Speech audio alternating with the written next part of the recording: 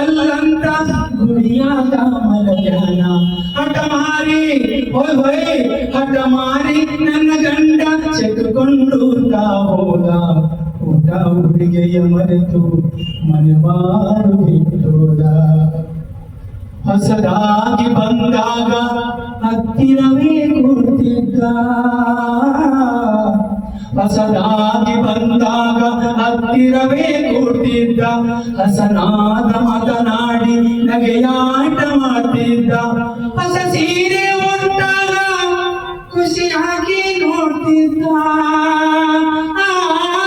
ಹೊಸ ಸೀರೆ ಉಟ್ಟಾಗ ಖುಷಿಯಾಗಿ ನೋಡ್ತಿದ್ದ ರಸಬಾಳೆ ಅನ್ಸುಲಿದು ಬಾಯಾಗ ಇಡತಿದ್ದ ರಸಬಾಳೆ ಅನ್ಸುಲಿದು ಬಾಯಾಗ ಇಡತಿದ್ದ ಹಠ ಮಾರಿ ಹಠ ಮಾರಿ ನನ್ನ ಗಂಡ ಸಿಡ್ಕೊಂಡು ಹೋದ ಪುಟ್ಟ ಹುಡುಗಿಯ ಮರೆತು ಮನೆಬಾರು ಬಿಟ್ಟೋದ